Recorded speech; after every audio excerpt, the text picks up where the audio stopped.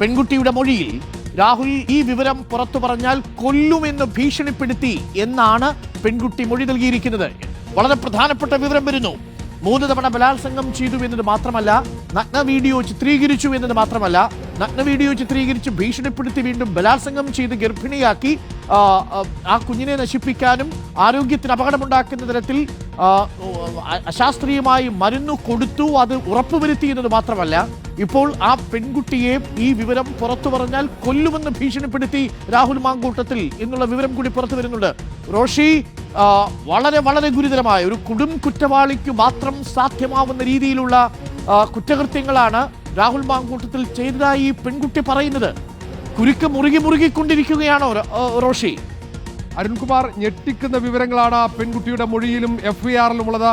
ഒരുപക്ഷെ ഇങ്ങനെയൊക്കെ രാഹുൽ മാങ്കൂട്ടത്തിൽ MLA ചെയ്ത് എന്നത് എങ്ങനെയാണ് കേരളം കാണുന്നത്? ഒരു ജനപ്രതിനിധിയാണ് ആ പെൺകുട്ടിയെ ബലാത്സംഗം ചെയ്ത ശേഷം ദൃശ്യങ്ങൾ പകർത്തി വീണ്ടും ബലാത്സംഗം ചെയ്ത് ഒടുവിൽ ആ പെൺകുട്ടിക്ക് നേരെ വധഭീഷണി രാഹുൽ മാങ്കൂട്ടത്തിൽ ഉയർത്തിയെന്നതാണ് അതിപ്രധാനമാകുന്നത്. രാഹുൽ മാങ്കൂട്ടത്തിൽ ആ പെൺകുട്ടിയെ വധിക്കുമെന്നത്, ഏതെങ്കിലും തരത്തിൽ ഈ കാര്യങ്ങൾ പുറത്തു പറഞ്ഞാൽ കൊലപ്പെടുത്തുമെന്ന് ആ പെൺകുട്ടിയോട് രാഹുൽ മാങ്കൂട്ടത്തിൽ പറഞ്ഞു എന്നതാണ് FIR-ഉള്ള പ്രധാനപ്പെട്ട മറ്റൊരു വിവരം.